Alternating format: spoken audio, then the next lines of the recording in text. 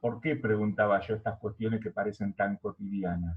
Porque justamente esos son algunos de los derechos sociales. Los derechos que tienen que ver con el trabajador, los derechos que tienen que ver con la ancianidad, el derecho a la vivienda, que plantea Guillermina acá.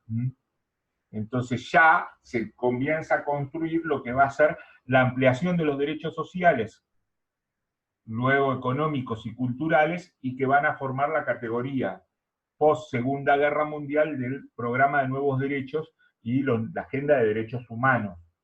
¿eh? En ese sentido, ¿qué estamos viendo ahí? Que hay que garantizar otras herramientas, ¿eh? Herramientas para que garanticen derechos, y por lo tanto, ¿yo qué tengo que hacer para garantizar el derecho de vivienda? Generar planes de viviendas. Que no, porque ¿qué pasaba? El mercado sí existe, pero digamos, si yo no fomento planes de vivienda, entonces van a surgir determinadas políticas de acceso a la vivienda, ya sea por planes de vivienda, ya sea por vía de créditos, pero a su vez, ¿qué tenemos nosotros? El derecho a la recreación. Por lo tanto, van a surgir, y acá Irene les había dicho, en ese sentido que iba a estar subido para el momento del parcial, un texto relativamente corto que va a hacer referencia al, al peronismo y la cuestión cultural. En ese sentido, ustedes, los que son de Mar del Plata, si nosotros hablamos de las colonias de Chapadmalal, ¿saben el sentido que ha tenido y que tuvieron esas colonias de Chapadmalal?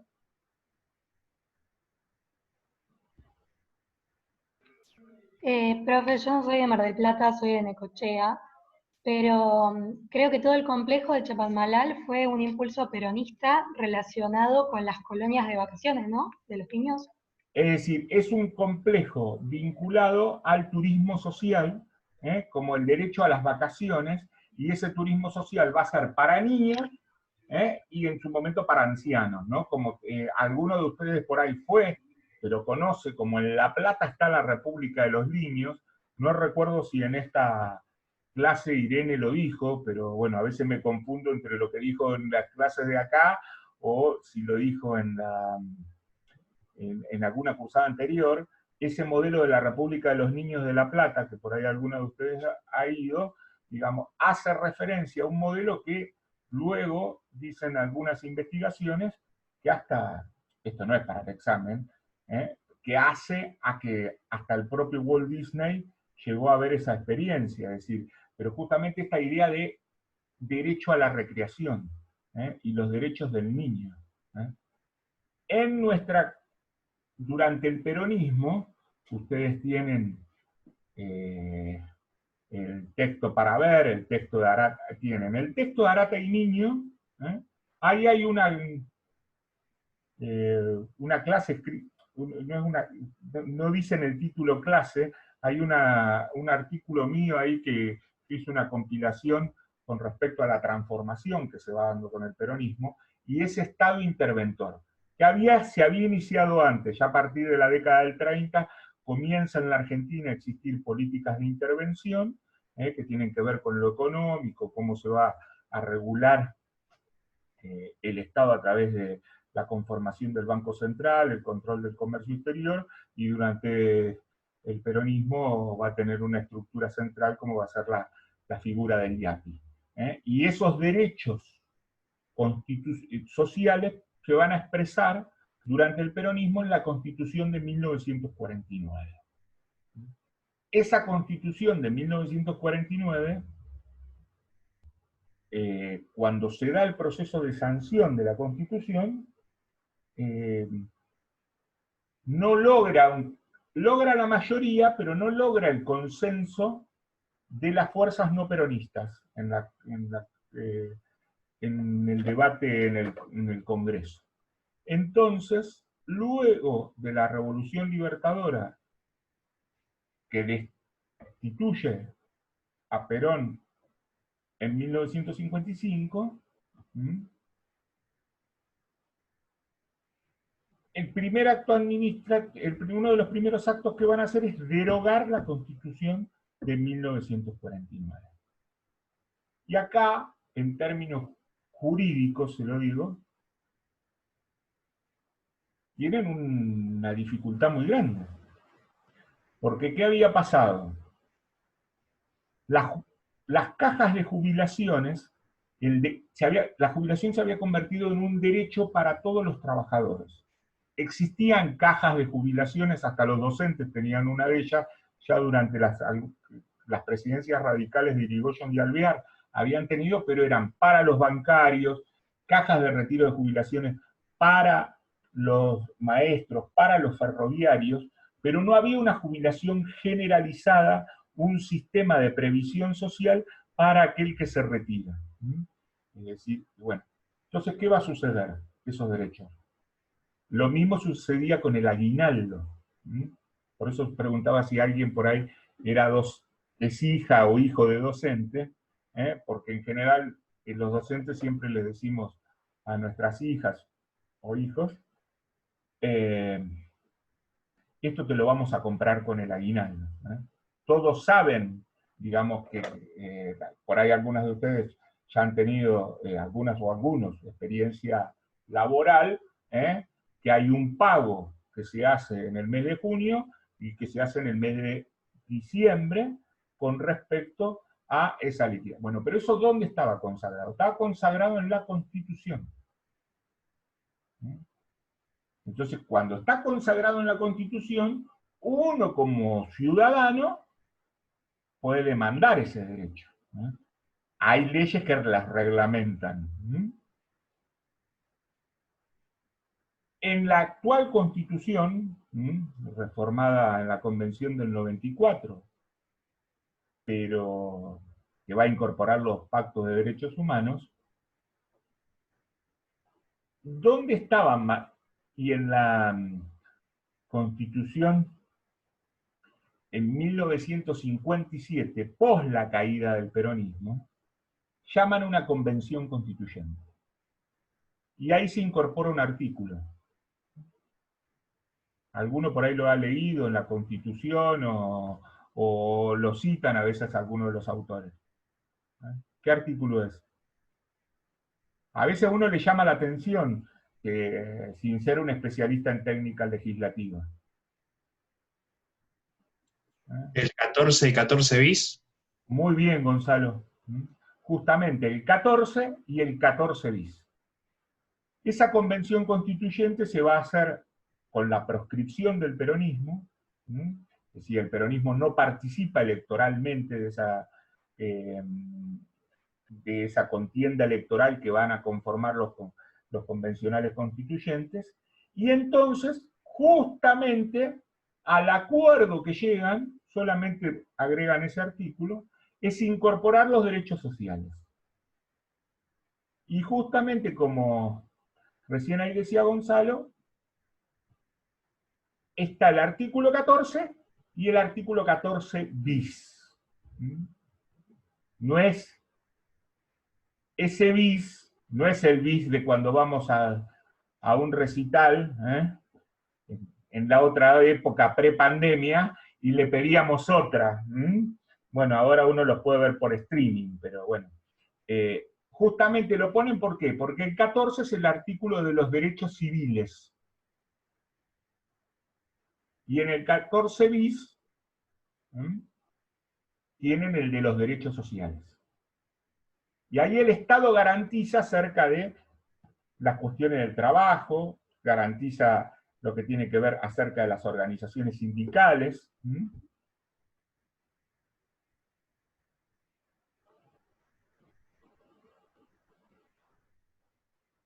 ¿De qué manera protestan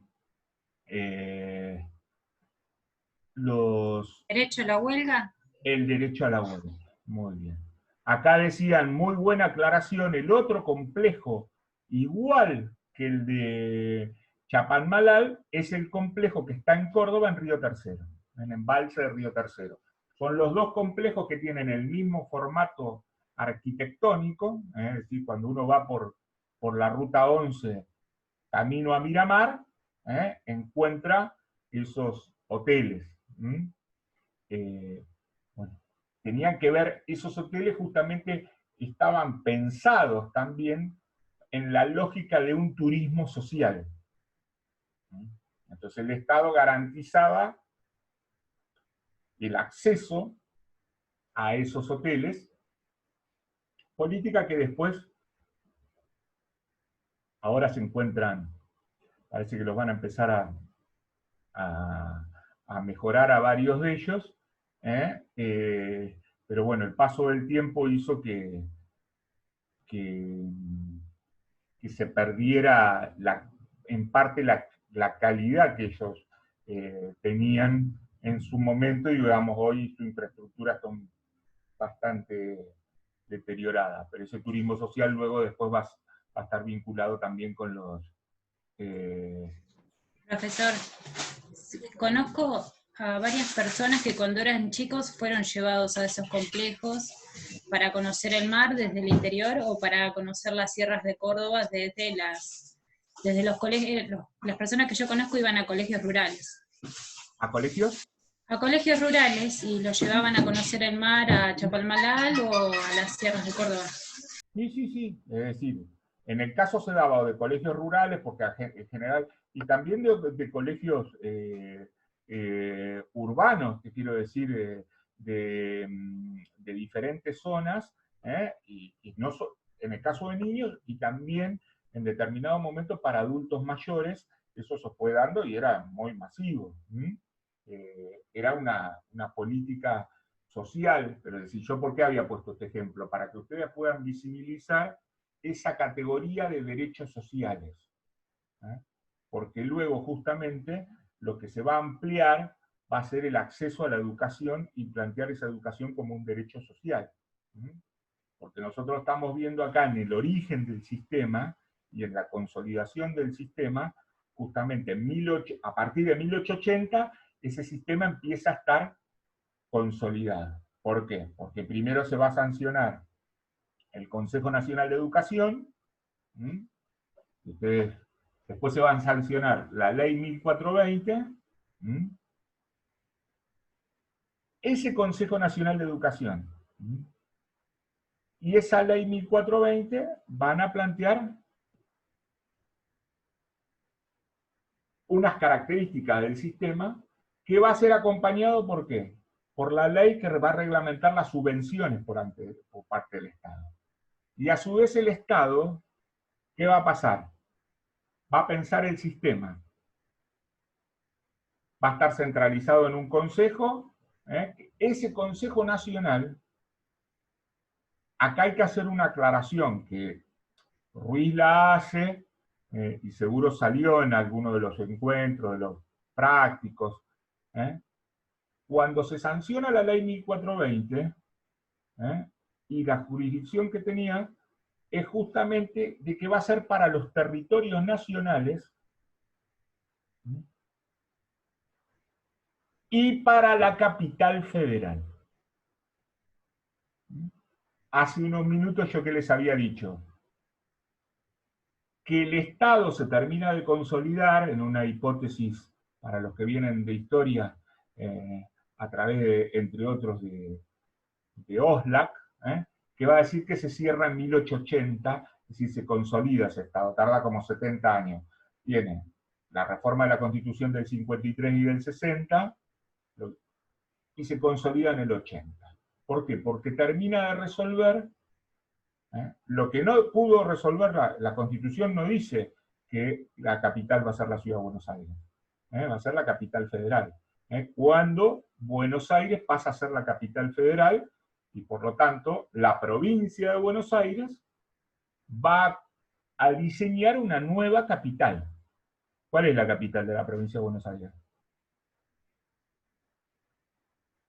A ver, María Ángela, desmuteate. La Ciudad de La Plata. Bueno, ¿no? hay varias y varios de los que están acá por ahí conocen la Ciudad de La Plata. Tiene un trazado diferente la Ciudad de La Plata. Premiado su arquitecto. Fue premiado en en Francia, ¿no? Y le dio el premio, a mí me encanta ese, Julio Verne. Sé que fue en la época de Dardo Rocha. Claro. Esa La Plata tiene que ver con la idea de modernidad. Esa modernidad va a hacer que ese trazado esté conformado con diagonales, que tiene tantas plazas, y no existe ¿qué? El modelo tradicional de la cuadrícula que tenía el resto de las ciudades. Los españoles, el modelo La español. cuadrícula ¿no? colonial, que Claro. todavía hasta la propia ciudad de Mar del Plata reproduce un poco la cuadrícula. Tenés la municipalidad de un lado, la catedral del otro, el correo se fue un poquito más lejos, pero quienes viven por ahí en ciudades más pequeñas o pueblos, en este sentido uno lo ve, la escuela 1 o el Colegio Nacional, acá la tenés la escuela 1, del otro lado está la facultad de Derecho, o el rectorado en la otra punta, pero digamos, el formato de La Plata es otro formato. Pero bueno, para ver esta cuestión ahí, por eso la conformación de la Universidad de La Plata va a tener una conformación que no va a tener nada que ver con la conformación de la Universidad de Córdoba, porque la Universidad de Córdoba es anterior al Virreinato del Río de la Plata, una típica universidad creada por la colonia, administrada por órdenes religiosas, que va a tener una transformación importante en 1918. En el caso de la ciudad de La Plata, y esa universidad va a ser pensada en las ideas de finales de principios del siglo XX. En el caso de la universidad. Y la ciudad de La Plata, claramente, las ideas de positivismo claramente se ven en ella, ¿no? Entonces, ¿qué vemos ahí? Que existía la capital federal, que se había sancionado el Consejo Nacional de Educación, y va a haber durante la presidencia de Roca un congreso pedagógico. Congreso pedagógico que va a sancionar la ley 1420. ¿Qué características tiene esta ley 1420?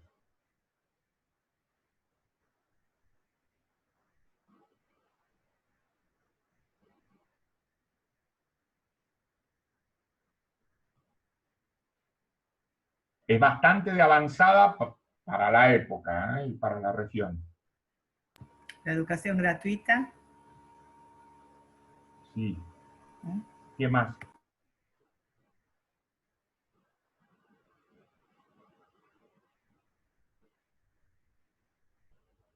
Obligatoria. Graduada. Gradual. Laica. Laica, ahora vamos a ver lo de Sí, la... laica. Fue después, ¿no? Lo de laica. Lo de laica había una... es decir, la enseñanza primaria pasa a aparecer una educación gradual, común, obligatoria gradual. y gradual.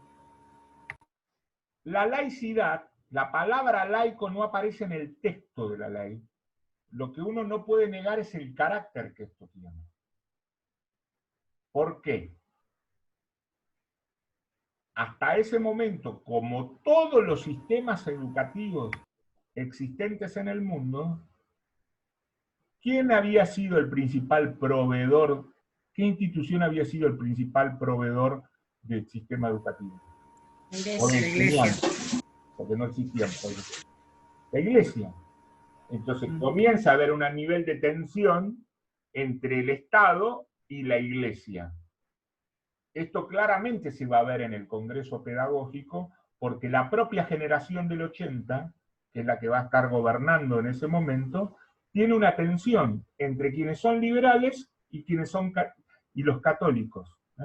Y entonces van a plantear esa ley, donde ¿qué van a decir? Que la enseñanza de la religión se va a hacer fuera del horario de clase.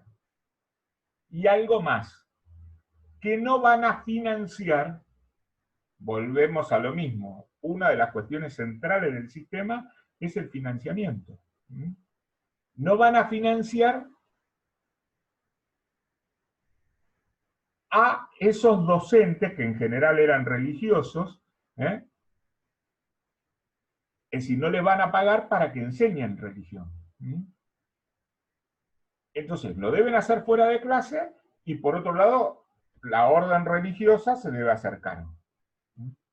A pesar de que no exista la palabra laico explicitada en ese momento. Pero acá también hay que decir algo, porque las investigaciones lo demuestran, y ustedes tienen en los cuadros que va planteando el texto de Ruiz. ¿Qué alcance tenía la ley 1420? Era una ley nacional. Y por eso dijimos qué pasaba con las provincias. Esa ley era obligatoria ¿para quién? Para los territorios nacionales y para la capital federal.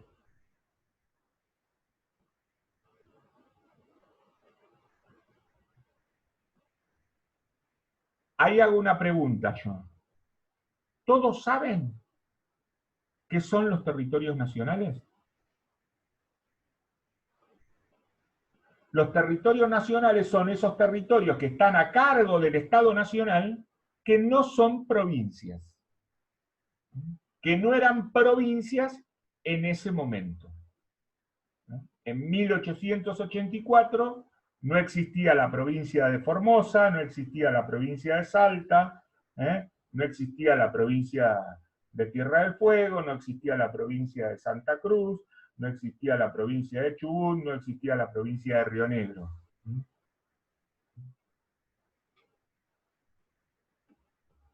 ¿Cuál fue el último territorio nacional? Por ahí algunos... Tierra del Fuego. ¿Cómo? El último en incorporarse como provincia fue Tierra del Fuego. Muy bien. Dejó de ser territorio nacional. No hace tantos años, fue durante ya la vuelta de la democracia, la presidencia del doctor Alfonsín y el inicio de Menem, ahí en ese ciclo pasa a ser provincia de Tierra del Fuego. Antes era un territorio nacional.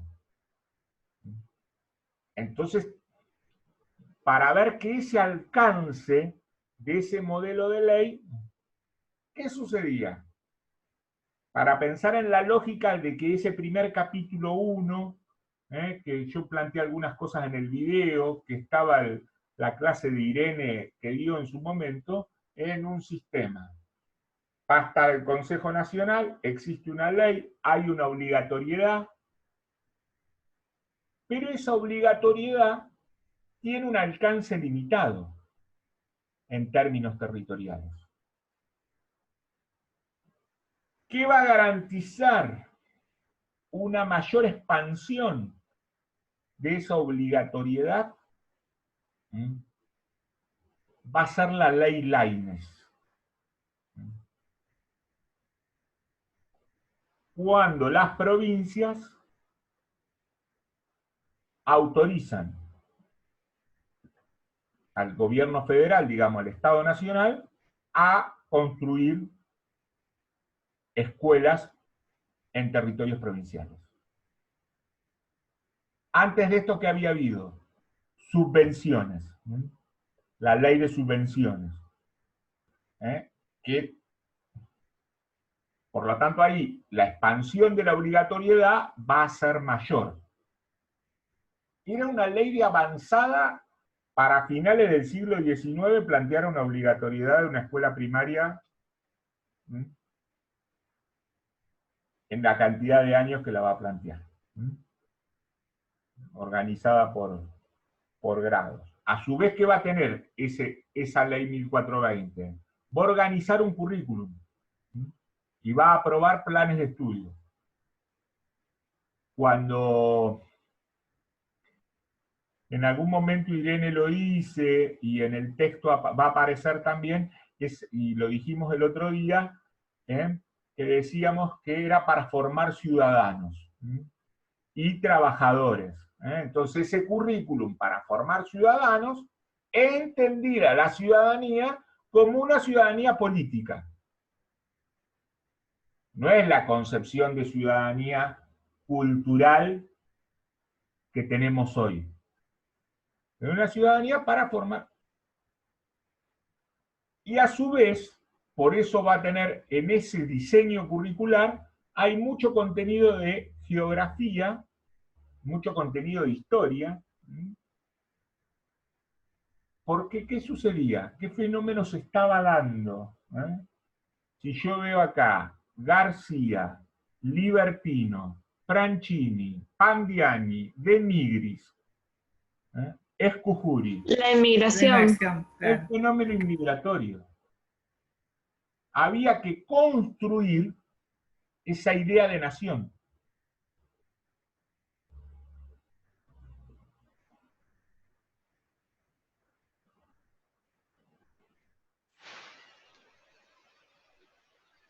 Bueno, yo tengo la ley.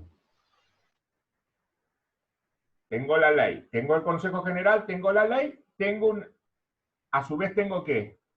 Una ley de financiamiento, que va a ser la denominada ley Laínez, años después. ¿Qué otra cosa me falta? Pensemos en términos de sistema. ¿Qué otra cosa me falta adentro del sistema?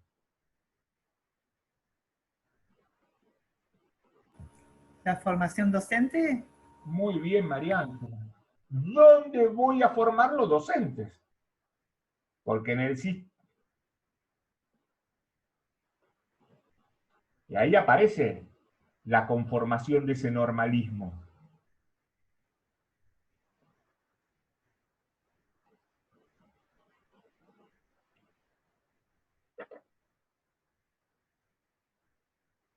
Hago una pregunta. ¿Nadie de los que estamos, de los 21 que integramos este espacio, es de un pueblo que no sea, o de una ciudad que no sea Mar del Plata?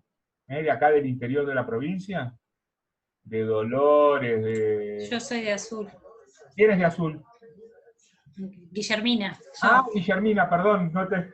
Bueno. A ver si... Bueno, si no se me tilda con la cámara. Buenísimo. ¿Está el Colegio Nacional en Azul? Sí, está el Colegio Nacional y está el Colegio Normal también. Muy bueno. Ahí quería llegar. Miren lo potente que ha significado esto, que todavía en algunos circuitos de Azul, o Guillermina que le decía, o hablaba con sus abuelas o con sus tías, no, porque nosotros fuimos al Colegio Nacional. ¿O a dónde vas? Al Nacional. Y ya la ley de transferencia tiene más de 25 años, que lo vamos a ver después de este parcial. Pero ese Estado construía o colegios nacionales o escuelas normales. Incluso los docentes actuales de la ciudad se siguen formando en el colegio normal. Más allá de que hoy ese colegio normal pasa a ser un instituto, un espacio... Sí, obviamente, pero el edificio sigue siendo el mismo de cuando se fundó. Claro. Con ciertas reformas y, bueno, mantenimiento que se le ha hecho. ¿Se encuentra dentro del circuito universitario esa escuela actualmente? ¿Cómo? ¿Se encuentra dentro del circuito universitario actualmente esa escuela de Azul normal? Es un terciario. Ah, claro. Porque, ¿qué pasaba? Esa escuela normal comienza a haber dos circuitos después. Que uno va a ser el bachiller, cuando ustedes ven en el capítulo de escuela secundaria de Ruiz, ese bachiller de conformación mitrista, por ese diseño que tiene, que ¿para qué formaba ese bachiller? Ese bachiller formaba para una carrera universitaria. Finales del siglo XIX, principio del siglo XX, pensemos cuánta cantidad de ciudadanos. El otro día Irene, y esto tiene que ver con el currículum también, y el sistema, o alguna de ustedes, o algunos fueron. ¿Ninguno fue al colegio comercial? Bueno, esa escuela comercial va Mariano Moreno, Nacional Mariano Moreno de Mar del Plata. Bueno, esa escuela comercial que va a formar peritos mercantiles tiene otro diseño, donde vos preparás estudiantes, y en la escuela comercial había muchas mujeres en ese momento, para tareas administrativas, para trabajar en un negocio, en una pequeña empresa, me habilitaba para ir a un banco. Piensen ustedes que trabajar en un banco era un lugar muy reconocido en la década del 50, 60, tenía un prestigio importante. Ahí vemos una transformación de cómo esa escuela secundaria ya no solo va a tener el bachillerato, sino que va a estar la escuela comercial. Pero iba acá a lo que decíamos recién de la escuela normal. Esa escuela normal era otro trayecto. Era un secundario que formaba maestros. Porque todo sistema educativo tiene que tener docentes formados. Y ese es el sentido. Después vamos a ver las limitaciones que esto tiene y cómo a partir de la década del 20 y especialmente a partir de la década del 30, esa idea de escuela común va a ser cuestionada, entre otros primero por el escolanovismo, o la escuela nueva, que también ustedes la vieron en problemática.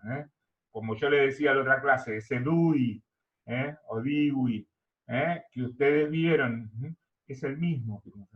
Y esas prácticas de la escuela nueva van a ser, entre otros, las referencias de las hermanas Cosettini, del maestro Iglesias, que también lo cita Ruiz en algún momento. Pero vamos, para que ustedes tengan claro cómo funciona un sistema. Estaba el marco normativo, que era la Constitución, y existe una ley, la 1420. Antes se crea un Consejo Nacional. Luego, para expandir esa obligatoriedad, el Estado va a generar la ley Laínez que va a...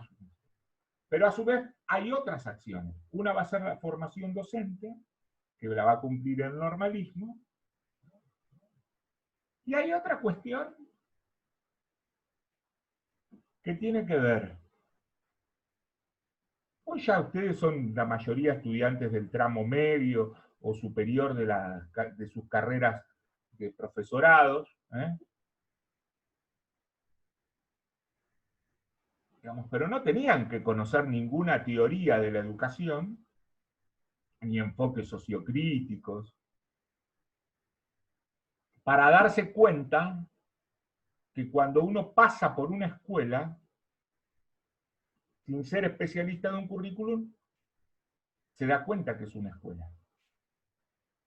O si el abuelo o la abuela nuestra, o en el caso mío, que yo soy primera generación de universitario en mi familia, mis padres me mandaban a la escuela, digamos, no habían hecho el secundario.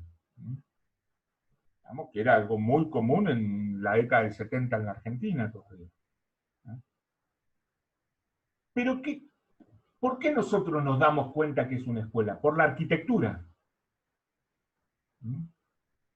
Los dispositivos, esos dispositivos a los cuales hablaba Greenberg, ese dispositivo escolar moderno, tiene una arquitectura. María Ángela, cuando definía ese colegio nacional, un gran patio, galerías, escaleras anchas, ni hablar de la escuela de Azul, digamos, porque tenían una monumentalidad, colegio de una manzana y algunos más. Sí, de hecho la Mariana Moreno tiene toda una manzana, cubre. ¿Cómo? Que la Mariana Moreno cubre toda una manzana el tamaño del colegio. Pero acá en Mar del Plata no, media manzana. Es media manzana acá. Sí. En otros colegios, el Nacional de Dolores, ponele, es un colegio muy impactante. A ver, ¿cuál es el sentido de lo que es compartir esto? Para que ustedes terminen de visibilizar que también había una dirección de arquitectura. Y hay un Estado que va a plantear ya modelos de cómo debe ser una escuela.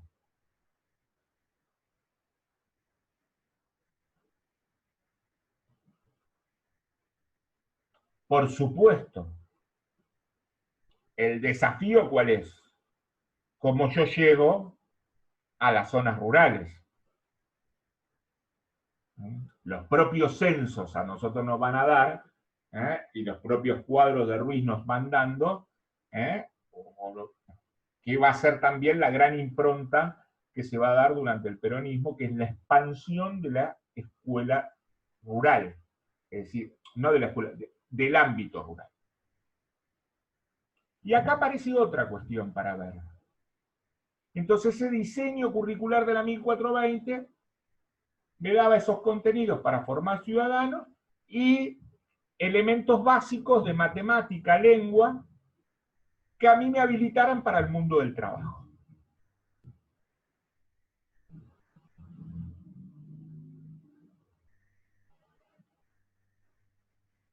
Y a ver, ustedes que son más inteligentes que yo, y aparte más jóvenes, ¿había colegios industriales? Finales del siglo XIX, principio del siglo XX, ¿había colegios industriales?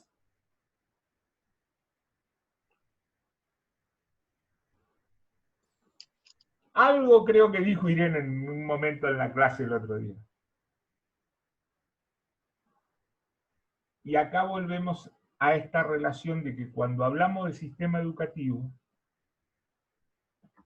Sí, profe, tengo entendido, perdón, de que había colegios industriales, el tema es que no estaban organizados y sistematizados, eso se da con el peronismo, recién. Existía... Había colegio industrial, había uno, es el más conocido de todos, que es el Otto Kraus. Otto Kraus, de Buenos Aires. Pero Acá había IMES, Agustina, había institutos. ¿estudiás IMES. historia vos, Agustina? No, letras. Ah, bueno. ¿Qué pasaba ahí también?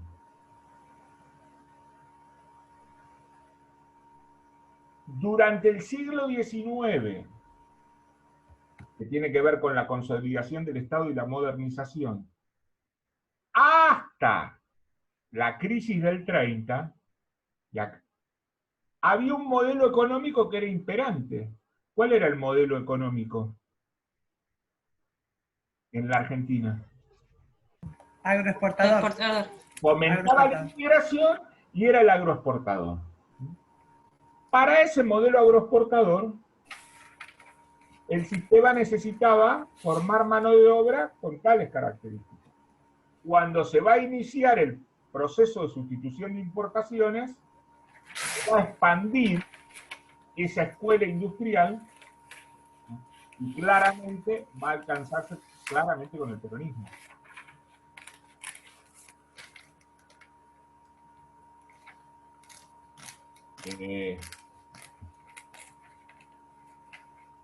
Es un ejemplo nada más, porque no estamos trabajando en ese momento. Cuando se da la reforma de los 90, justamente la gran castigada, entre otros, es la escuela industrial.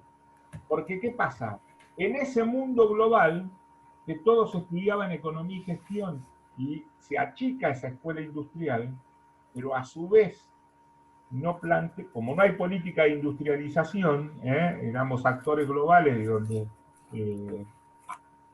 alguno por ahí recuerda, el mundo era, en nuestro país era de todo por 2 pesos, 2 pesos porque un dólar era 1 peso, entonces todo podía valer hasta 2 pesos, 2 dólares en ese momento. Se fomentaba una fuerte importación, entonces no había, las fábricas cerraban, entonces yo para qué iba a formar técnicos, no yo, Las leyes a veces tienen una coherencia con el modelo económico. Ese diseño curricular originario en la 1420 conformaba ciudadanos, porque había que construir una idea de nación, como decía también Agustina, que no eran argentinos. Y acá también pesa un poco la cuestión de los... Esto es un comentario, no es para el examen, pero es decir, ¿por qué justamente en ese fomento de la inmigración va a haber acciones que se denominan las leyes laicas? ¿Qué van a hacer? La creación del registro civil, la creación del matrimonio civil y luego va a ser el servicio militar obligatorio. Y los cementerios públicos. ¿Por qué? Porque los nacimientos y las defunciones se registraban hasta que se creó el registro civil, ¿en dónde? En la iglesia. En la iglesia a través del acta bautismal. Entonces yo, para marcar mi existencia como persona en el Código de Vélez, entonces, ¿qué pasaba con ese inmigrante judío, polaco, el alemán luterano, el ruso ortodoxo que venía, que vos le ibas a decir, no, para ser persona tenés que ni hablar pobre cuando se moría? Entonces, en algunos lugares, ejemplo Chascomús, que yo conozco, Necochea, Tres Arroyos, que había inmigración danesa, por ahí dicen el cementerio de los alemanes, el cementerio de los daneses, porque no eran católicos. Juana Manso, justamente otra de las cosas que va a debatir va a ser esa, ¿no? Entonces, acá también se va a plantear esta cuestión. Lo mismo que el matrimonio civil. Eso le da una jerarquía, que es la jerarquía que tiene como una sociedad conyugal. Por supuesto que en ese momento era un matrimonio heterosexual. Si el código planteaba el matrimonio religioso, era una cuestión opcional que daba otro tipo de obligaciones, pero para el código sí. Pero bueno, eso era una pérdida del poder de la iglesia. Cuando yo hablo de la iglesia, estoy hablando de la iglesia como institución y cómo esa iglesia como institución va perdiendo funciones que se hace cargo el Estado cuando se consolida. Para hacerse cargo el Estado, construye instituciones. Una, el registro civil. Otra va a crear, ¿qué? Los cementerios públicos.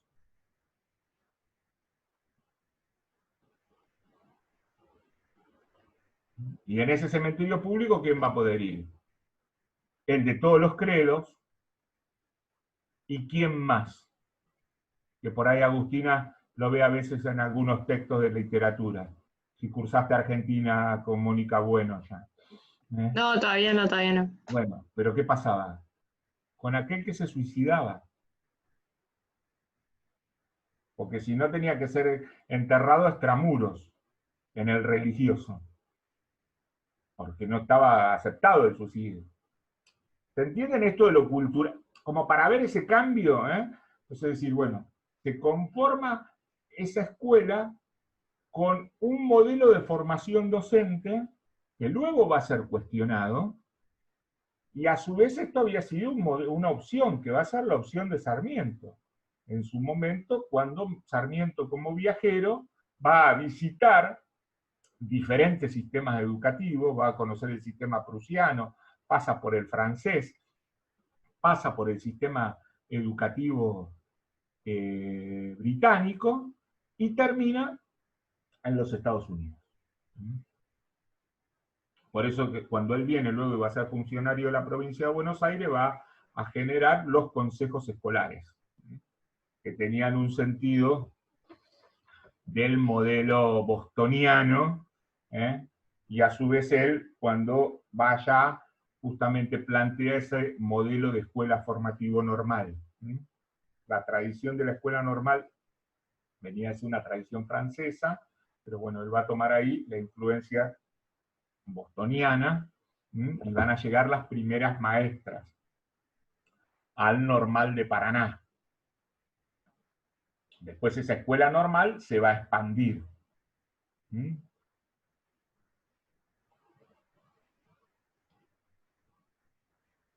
Ahí nos queda claro cómo entraba el currículum y cómo ese currículum más.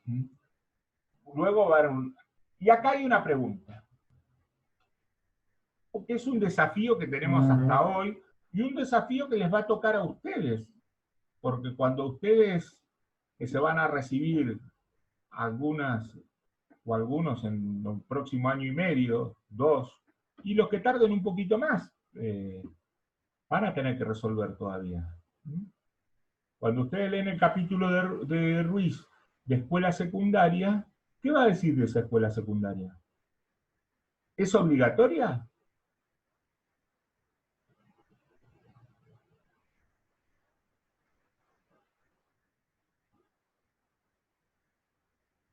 ¿Cuándo recién la escuela secundaria pasa a ser obligatoria? Hace unos años, Con en la el última ley de 2007. nacional del 2006. Sí, 2006. Hubo una ampliación de la obligatoriedad Hasta noveno. con la ley federal. Claro, Que hasta noveno. algunas o algunos de ustedes por ahí estudiaron, tuvieron octavo y noveno. Bueno, Guillermina tuvo octavo y noveno. ¿Qué pasaba? Octavo y noveno eran obligatorios. Y después iba el polimodal, que ya no era obligatorio. Hoy la escuela secundaria es obligatoria. Eso a nosotros nos pone en un desafío también, que es garantizar la inclusión y garantizar la graduación. Pero acá vemos que como esa configuración de escuela secundaria, que no nació obligatoria, y eso lo va a decir Ruiz también, no nació obligatoria, no tiene ley. No hay ley de escuela secundaria. Por lo tanto, tampoco habla acerca de su gratuidad. ¿Ven la diferencia con la escuela primaria? Claramente. Yo les doy un número al año pasado. Es inimaginable pensar lo que va a ser el post-pandemia. La mitad, menos de la mitad de los pibes y pibas de 18 años terminan el colegio secundario. De 18. Si yo lo subo a 19, ahí me da un pisito más alto. Si lo subo a 25, pero en esta mirada, que por supuesto Irene como socióloga tiene más herramientas que yo para hacerlo, ¿qué nos está demostrando? Que empieza a haber repitencia o ese piba deja y vuelve en otro momento, o vuelve en otro formato de escuela. Por eso si yo digo, si yo lo mido a 25 años, el corte de cantidad de estudiantes de 25 años que tienen título secundario es otro. Y acá también aparece el currículum.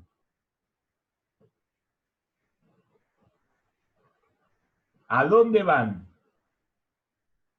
muchas personas hoy a terminar la escuela secundaria? En la nocturna. El plan Fines. Más que la nocturna, Jimena, que está bien, porque eso también nos está dando, a veces hasta la misma institución tiene turno a la mañana, turno a la tarde.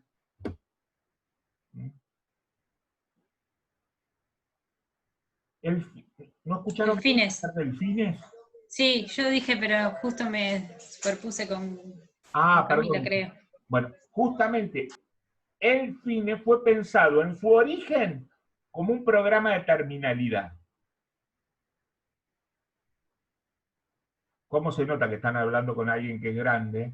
Pero por ahí en alguna reunión familiar, cuando nos podíamos juntar y tomar mate,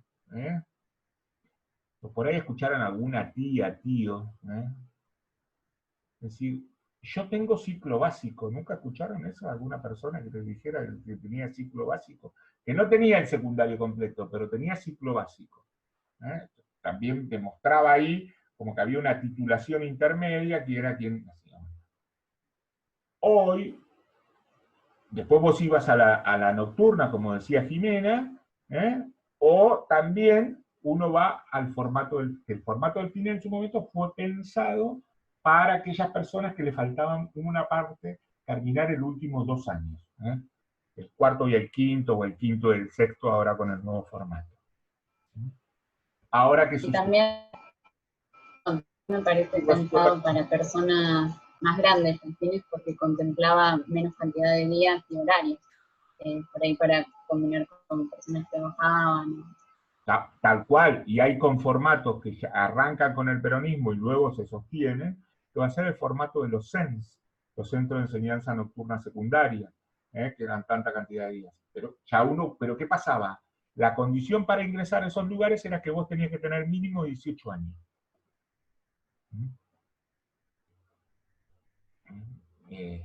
O las escuelas obreras, donde te formaban y te capacitaban para el mundo del trabajo, ¿no? La línea que va a generar el peronismo ahí también va a ser hasta crear hasta una propia universidad, la universidad obrera. Y cómo yo voy armando ciclos, trayectos, es decir, veo un sistema curricular que tiene diferentes tramos, y a mí me va formando para ser operario, o para ser supervisor, o para ser ingeniero. Cada uno de ellos tiene certificaciones. Y también acá la pregunta es, ¿quién financiaba? ¿Por qué es un dato importante este? Por el carácter masivo del sistema. Es decir, yo tengo que, para plantear esto, tengo que plantear, y aparte, es central la cuestión, entonces lograr una línea de financiamiento, bueno, en ese caso, durante el peronismo, un sector del empresariado va a financiar parte de esa formación, y otra parte la va a hacer el Estado, ¿no? Lo que pasa es que, a su vez, ese financiamiento le daba algún tipo de ventajas, tenía otros estímulos en políticas tributarias. ¿Pero qué estamos viendo entonces? Vimos. Se crea una ley. Primero vimos qué pasaba constitucionalmente. Que había, el Estado tenía tal forma, pero era una obligación de las provincias. Después vamos a ver qué pasa. Se sanciona el Consejo Nacional de Educación. Y tenía su política primero, era obligatoria para... Hoy no hay Consejo Nacional. ¿Qué hay hoy? Consejo Federal. Muy bien, María Ángela. A tal punto que gran parte de los argentinos y argentinas están pendientes de la reunión del Consejo Federal con el ministro Trota, que van a integrar el Consejo Federal. Entre otros, ¿quiénes? Los ministros de las provincias, los ministros de educación de las provincias, donde definen determinadas situaciones acerca del calendario, acerca de la formación docente, acerca del currículum. Plantean pautas generales, pero hoy ante esta situación de pandemia, bueno, es el Consejo Nacional, como dijimos, Ley 1420, Ley Laínez Masificación, y esta cuestión de ver en la escuela secundaria, la no obligatoriedad, a tal punto que hoy lleva este desafío. La ley va a cumplió 14 años, y tenemos un número importante de estudiantes que no terminan en tiempo y forma. Pero un número importante de la mitad. Cuando hablamos de la mitad, estamos hablando de promedio nacional. Yo también podría hacer lo mismo en Mar del Plata. Había un viejo trabajo hecho por la profesora Bucci, donde también nos da los mapas de la ciudad. ¿Qué pasa en las escuelas del centro, o la del primer circuito, qué pasa con la del segundo circuito y qué pasa con la del tercer circuito? A veces los niveles de repitencia se reiteran. También en el diseño curricular, que uno puede decir, te lo cuentan hasta a veces las propias biografías estudiantiles de cada uno de nosotros.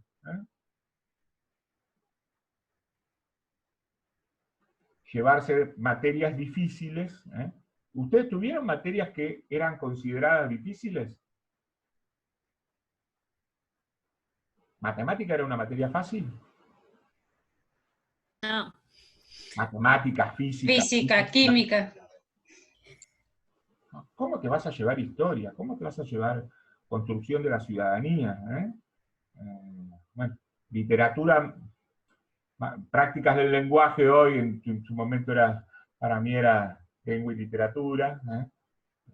También tenía que ver esto de lo del currículum que decíamos, ¿no? Cuando Irene lo decía el otro día, cómo pesaba en lo cultural. Yo tuve cultura musical y yo no vi nada, que por ahí es parte de lo que vieron algunos papás o mamás de ustedes, o familiares, que tienen, digamos, mi edad, digamos, 50 o más de 48, o más, donde ¿qué veíamos?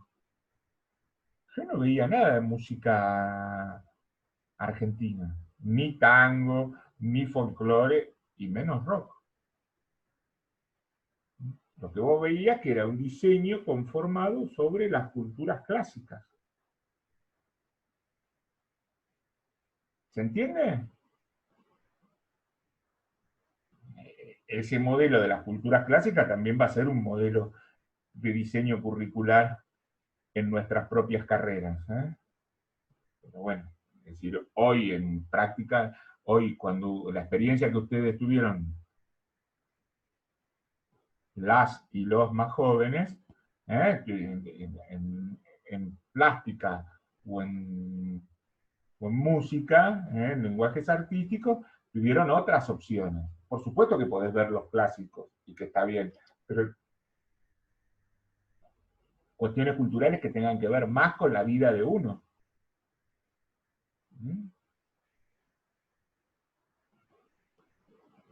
¿Sí o no? A ver, por ahí el sentido del encuentro era que ustedes puedan ir relacionando estas cuestiones de ver qué pasaba con el Estado, cómo se organiza, y cómo ver que tenía que tener una cuestión normativa, una cuestión para la formación docente, que después, por supuesto, esa línea de la formación docente del normalismo va a ser cuestionada. Yo marqué una, luego con la irrupción del peronismo va a haber otra.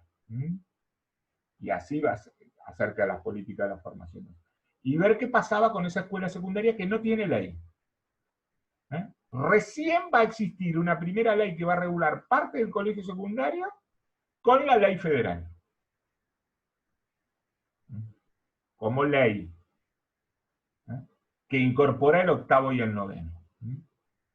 Los primeros 2 años de la vieja secundaria. Y después, con la ley de educación nacional, va a plantear la obligatoriedad de los 6 años.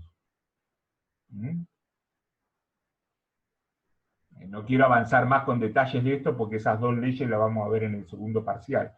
Pero para que ustedes puedan ver esos tramos que le daban este tipo de características.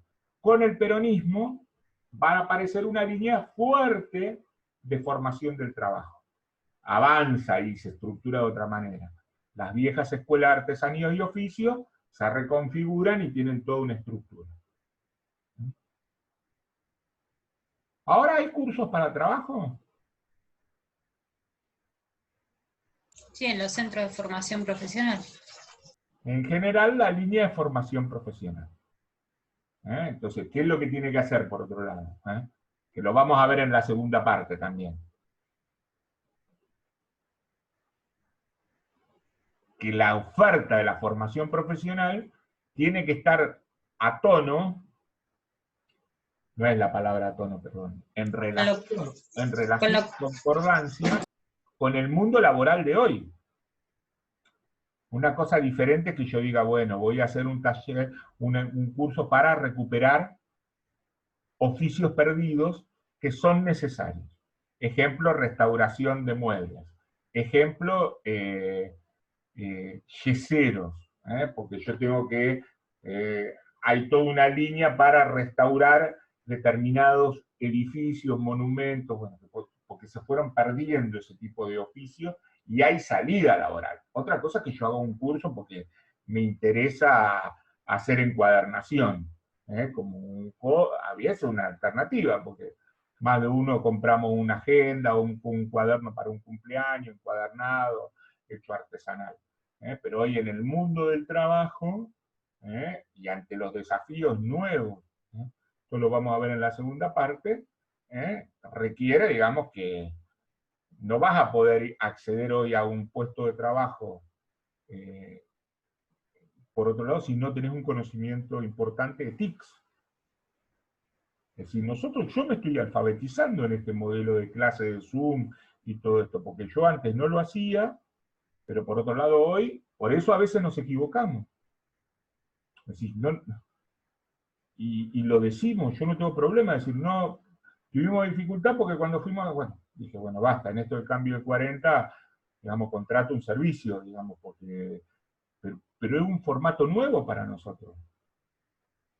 Pero quien va a ir al mundo del trabajo, es decir, va a ser diferente post pandemia, porque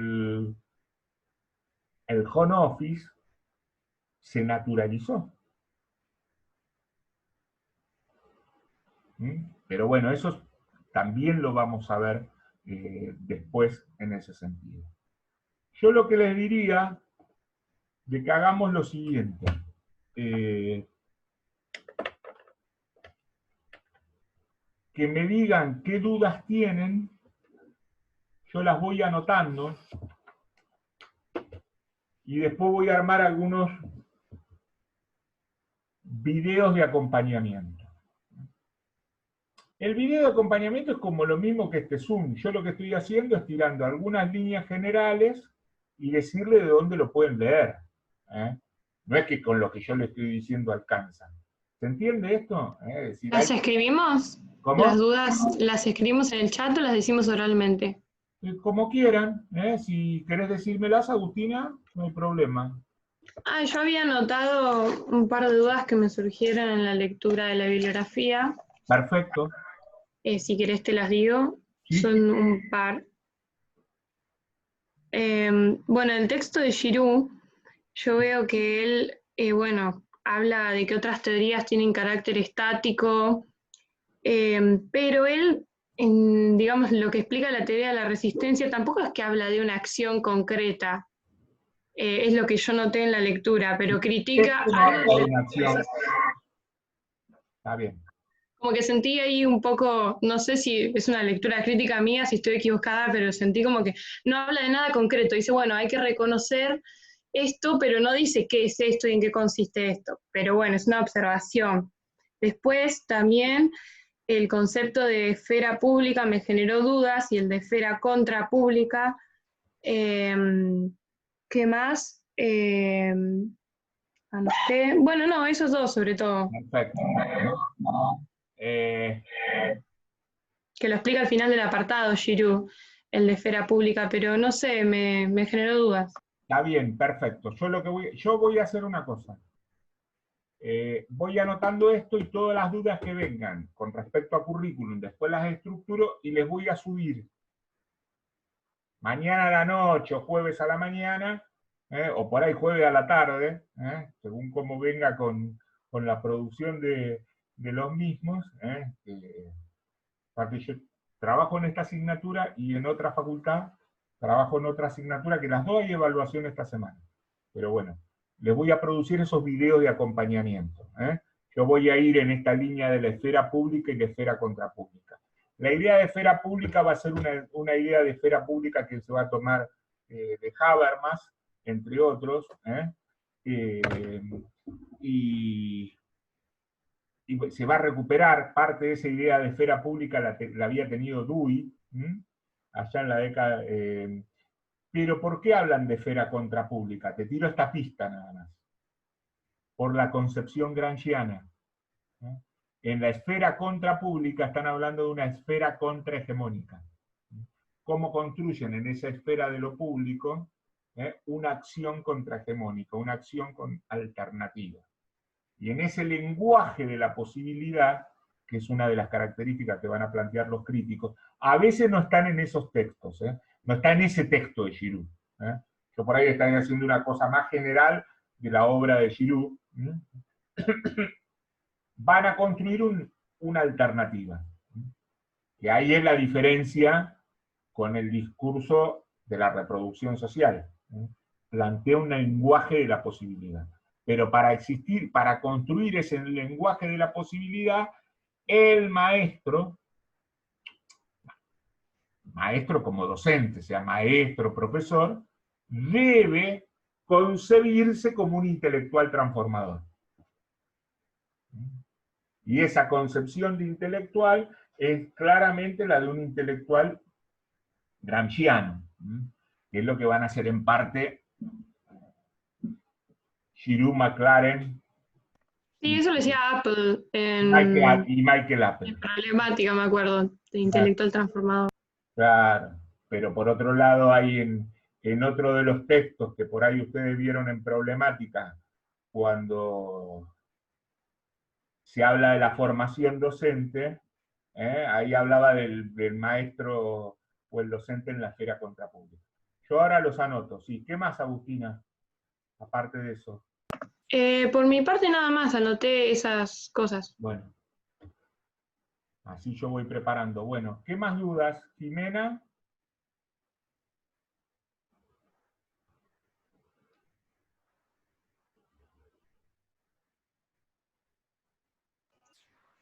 Profe, no terminaste de decir lo que habías dicho al inicio. Dijiste que iba a tener dos partes, el parcial, la primera con esto de... No, dos partes va a tener. Una parte A, donde va a haber cuestiones del sistema educativo, que pueden ser que tienen que ver con el derecho a la educación, que tienen que ver con la formación docente, que tienen que ver con... Ahí va a aparecer el peronismo, vinculado a lo educativo, y una segunda parte que tiene que ver con currículum. Es decir, en todo va a haber currículum. Van a ser 3 temas, y bueno, va a estar en la sección evaluaciones.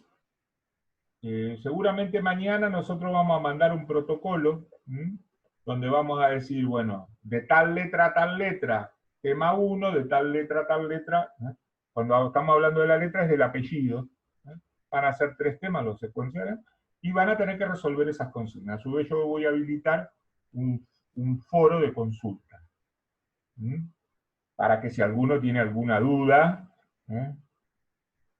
esos archivitos que decía Irene el otro día van a estar digitalizados debajo de cada uno de los temas, y a su vez van a estar en la bibliografía. ¿Qué les va a permitir? Son textos muy cortitos, hechos por sociólogos de la educación, por pedagogos o por psicólogos, y por ahí les toca analizar alguna cuestión, o relacionar ese texto. Es decir, lo que van a tener que ver, va a haber una actividad que va a ser más secuencial y otra más de relación de los textos.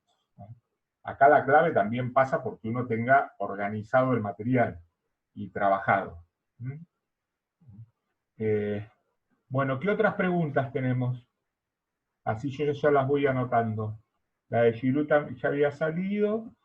A ver, ¿qué más? Jimena, ¿dudas? María Ángela.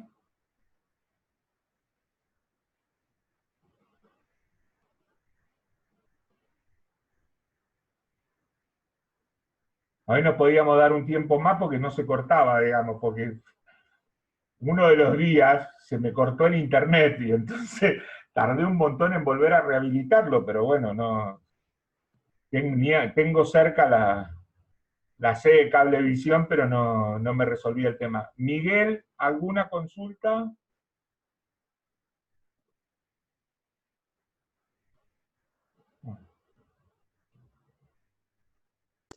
Profesor, Sí, Guillermina. en el texto de Torres hay un cuadro ¿En el texto?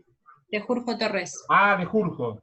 Hay un cuadro en la teoría de la resistencia, un cuadro que Ahí vemos que... habla de las dinámicas y las parcelas. No me termina de quedar, no termino de comprender el cuadro en su totalidad para poder relacionarlo con la teoría. No sé si se entiende mi pregunta. Ok, ahí que estamos viendo que Jurjo también, es decir, ¿qué les diría yo en la segunda hoja de lecturas? Primero leo Jurjo Torres, que me da como un marco más general, y después voy al otro, después voy a Giroux. Yo hago una cosa con respecto a esto. Lo anoto para hacer un... Van a aparecer como videos de acompañamiento. ¿Qué va a ser eso? Un acompañamiento. Es decir, porque van a ser videos relativamente cortos que yo marque líneas como muy centrales o ponga algún tipo de ejemplos. Le digo porque, digamos... A ver, Miguel, cuando vos preguntás si será de un tema global, no entiendo que vos entendés como un tema global.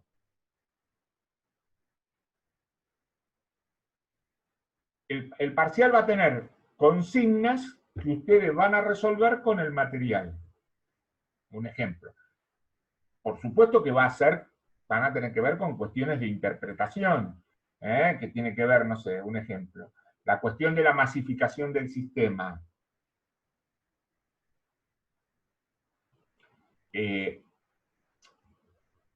el parcial se va a ordenar por tema, va a haber tema A, tema B, tema C, o tema 1, 2 y 3, y bueno, en el caso tuyo, Miguel, por la letra que tenés, la P, te va a tocar el último tema, más o menos, digamos, miraré ahí la cantidad. Tampoco sabemos cuántos, había muchos estudiantes en el aula, pero no sabemos cuántos son. En ese sentido, ¿ustedes qué van a tener que hacer? Y ahí también vale la cuestión de la vinculación y la relación que ustedes pueden hacer con las lecturas. Trabajar con el texto, pero también despegarse un poquito. Es decir, usar la teoría, más que nada porque a veces te puede pedir, elabore un ejemplo. Y también una cosa, ustedes pueden citar. Les digo porque a veces ¿qué hacemos nosotros? Cuando vemos una cosa que es absolutamente copia textual y no está citado, tengan en cuenta que ustedes tienen... Esta evaluación sería diferente, la elaboración de las consignas sería diferente a como era el examen presencial hasta hace 7 meses atrás. El jueves no tenemos clase entonces, No, profe. ustedes esta semana no tienen clase. Ustedes el jueves, yo al mediodía voy a colgar el parcial. Yo mañana posiblemente esté un rato antes. Digamos, a ver, yo voy a poner un horario de las 12, por ahí el parcial está a las 11, o a las 10:30. Pero por ahí no llego, por X motivo, pero sí va a estar a las 12. Y van a tener ustedes hasta el domingo a la noche. Ahí le va a decir a dónde lo tienen que mandar. A tales casillas de correo. Ustedes lo elaboran, va a estar en un PDF que le va a decir, tema 1, letras, estoy dando un ejemplo, de la A a la D, apellido de la A a la D, o de la A a la F. Entonces, Rocío Borda y Jimena Franchini van a la... y Gonzalo de Negri van al tema 1. Tema 2, de la G a la M, entonces en el 2 va a estar Carola Brusolía, y de la N a la Z, el tema 3.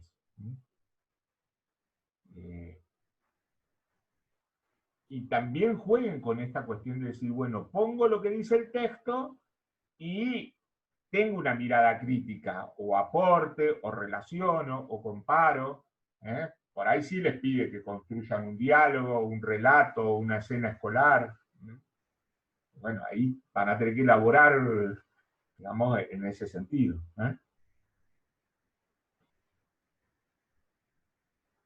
Sí, citen con las normas, tampoco, digamos, yo no le voy a, digamos, que haya un nivel de citación, no.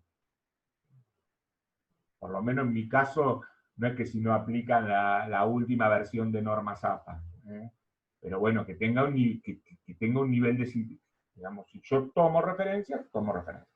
Va a tener un límite de hojas, por lo tanto también, ¿eso qué me va a significar? Que por ahí yo arranco primero, y bueno, y después veo que me pasé con la respuesta. Entonces, bueno, ¿cómo la sintetizo?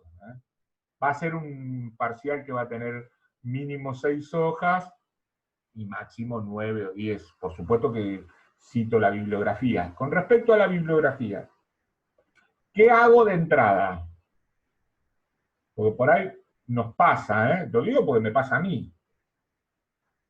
Nos vamos con otros textos. Lo primero que yo tengo que hacer es hacer un barrido de todo lo que yo puedo poner de la bibliografía con respecto a ese tema, de la que yo tengo como obligatoria o la que está en el aula. ¿Se entiende? Después, si le quiero agregar una perlita, pero que no me vaya por aquello y me estoy olvidando los textos que tengo que analizar. Hasta las preguntas le dicen que, digamos, Ruiz, Arati Mariño, paranormalismo, peronismo, porque eran lo obligatorio. Alguna cosa les puede decir qué dice Puigros, y bueno, estaba ahí como bibliografía optativa. Pero no se, es decir, en eso sí sean estratégicos. ¿No? Por eso cuando el otro día le decía Irene en esa mirada de racionalidad sociológica que tiene, entonces dice, bueno, hagan economía, esta semana estudian para esto y después resuelven el TP1. La lectura pero las actividades que le pide el TP no van a ser las mismas que la del parcial. Una actividad de elaboración. ¿Alguna otra pregunta? Bueno, igual vamos a tener el espacio del foro. Yo lo voy a ir abriendo cada tanto. Si tienen una duda, igual vayan avanzando, porque no voy a estar online. Pero bueno, eso háganlo. Bueno, siendo las 20:05, las ventajas de este mundo de servicios, que por supuesto que te los cobra, pero como este no se corta, podríamos, y sí, lo que también nos demuestra es cómo es el mundo de hoy de servicios, ¿no? Y gran parte, es decir, que, bueno, esto ya lo plantea Bauman también cuando habla de esa sociedad líquida, ¿no? Que es la característica que un poco tiene. ¿Quiénes acceden y quiénes no? ¿Y con qué calidad es el acceso? No, ¿con qué calidad? O si no, lo tenés que pagar. Es decir, no estoy haciendo acá una discusión yo por qué yo me lo tengo que pagar y no tuve aumento salarial y me tengo que hacer cargo del internet de mi casa. Porque de última a mí me pasa que yo soy docente, mi señora también es docente en la universidad, pero ¿y si le pasa a un docente que es medianamente joven, que no tiene el recorrido que tengo yo, que tiene menos horas de carga horaria? Y también hay situaciones que se dan, no solo para ustedes, sino también para nosotros. El tener que mostrar las casas. Digamos, lo privado pasa a ser público. Es decir, digamos, y yo lo entiendo, y a veces hay un temor de prender la cámara. Pero también está bueno dar una clase donde uno les puede ver las caras. Por eso yo por ahí digamos, porque,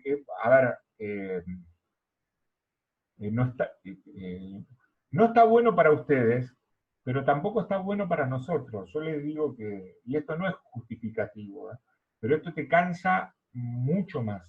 Y a mí el nivel de estrés que me daba, que si, aparte de esta cosa de que vos estás dando la clase, mirando el chat, mirando la admisión, a veces, bueno, hay otra persona, por ahí hablaba Irene, entonces mientras habla Irene yo me encargo de estas cuestiones. ¿Viste? Pero bueno, es decir, son situaciones que, bueno, uno lo que está tratando de hacer es construir en esta situación mayores espacios de encuentro, en este sentido. Digamos, ni esto era obligatorio, ni las clases eran obligatorias, pero está bueno, porque si no después es un proceso de acumulación. Entonces, ¿qué salta después en la situación de la evaluación? Si yo trabajo en 3 unidades académicas, entonces, y los regímenes académicos son absolutamente diferentes. Hay en unidades académicas que la evaluación es sincrónica y que tienen clases sincrónicas. Obligatoria. Vos tenés en cuenta, pero la evaluación es sincrónica. Y yo mañana tomo una evaluación que es sincrónica, en 2 horas. Y yo entiendo y soy graduado de la casa. Pero bueno, también en esta cosa, es decir, lo que uno trata de hacer, digamos que a veces nos da esta posibilidad, es que no me desengancho tanto. Porque si no, después cuando lo quiero ver todo junto, se me hace digamos, la virtualidad también tiene eso. La virtualidad requiere un mayor nivel de organización. Ustedes están en un tramo intermedio. Yo lo veo mucho trabajando con ingresantes. O hay una representación de que esto es más fácil, entonces me largo a cursar 5, 6, 7 materias, y después, ¿qué pasa?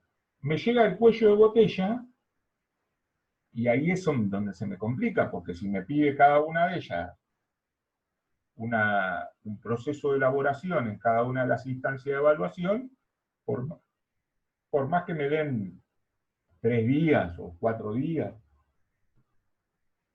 o 5 días, a veces es más complejo. Todos hemos tenido un examen domiciliario en nuestras carreras. Digamos, esta asignatura tenía de esta manera. Digamos. Y nosotros en la segunda parte armamos otra cosa y también, digamos, estamos cumpliendo con la normativa que nos piden 2 parciales en este sentido, ¿no? Pero bueno, hemos podido ir agregando ahora estos encuentros, por lo menos me parece que nos permiten también interactuar y bueno, a ver, que no tengan miedo en preguntar, ¿me entendés? No, yo estoy para eso, por eso elijo ser docente. Y me gusta preparar a docentes, es decir, si me preguntan, mira Juanjo, no entiendo esto, lo leí, no lo entiendo, como salió alguna cosa, bueno, ya está, yo le voy a anotar para lo que... ¿Qué nos pasa a veces? Como uno en el aula les ve las caras, o hace un chiste, o corta, o se acercan después al final de la clase, profe, ¿me puede dar esto? O nos vemos, a veces, digamos, yo soy de estar muchas horas en la facultad, entonces, bueno, nos vemos en el café o charlamos, bueno, entonces no está. Entonces, digamos, fue bueno que fueron saliendo las charlas, yo por ahí ponía esos ejemplos para que ustedes mismos vayan vinculando, es decir, después tienen que ir al texto.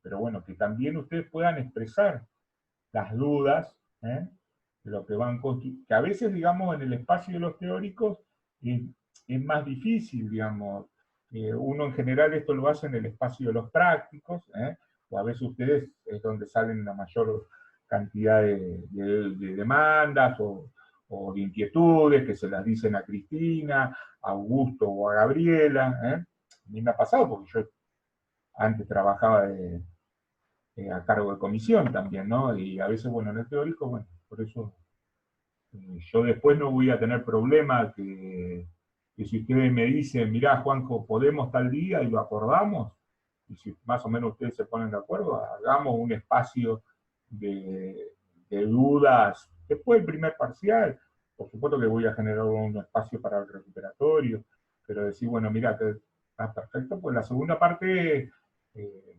general, esta asignatura fue una asignatura que el examen, digamos, fue buena las producciones.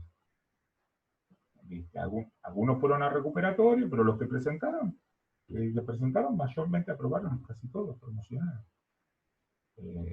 Pero sí, no, a ver, requiere tener los materiales leídos. Así que, bueno, si no hay otra inquietud, yo no les quiero robar más tiempo. Y bueno, mañana ya les va a empezar a llegar el protocolo del examen, que es lo que les va a decir el protocolo. Cómo van a estar conformados los temas por las letras, a dónde lo tienen que enviar, a qué horario va a tener de inicio. Esto sí se lo puedo adelantar, va a ser a las 12 del mediodía, como lo dije, hasta el domingo a las 23:59. Después sí que hagan, como va a estar el foro, y a veces, no sé, se dio una prórroga, o por ahí no, pero digamos, mírenlo. Es decir, cuando van anuncios, mírenlo. Todos ya usamos más la plataforma, es decir, no es lo mismo que el primer cuatrimestre. También hay una realidad que a ver, todos estamos más cansados, ¿no? Por lo menos a mí me pasa, no sé qué, y uno lo ve que hay menores, pero bueno. Bueno, yo no, la verdad que les agradezco a ver que me hayan acompañado y el nivel de participación y de preguntas. Así que bueno, nos estamos viendo. Después Chao, profe. Gracias por el Gracias, encuentro. muchas gracias. Nos vemos, profe. Bueno, y van a tener ese foro, así que me escriben, o me escriben al mensaje privado del aula. Yo voy a estar acá en casa, así que... ¿Tienen una duda? Me escriben. O juntan 3, 4 dudas y me escriben. Perfecto, gracias. Vale, Gracias. nos estamos viendo. Chao.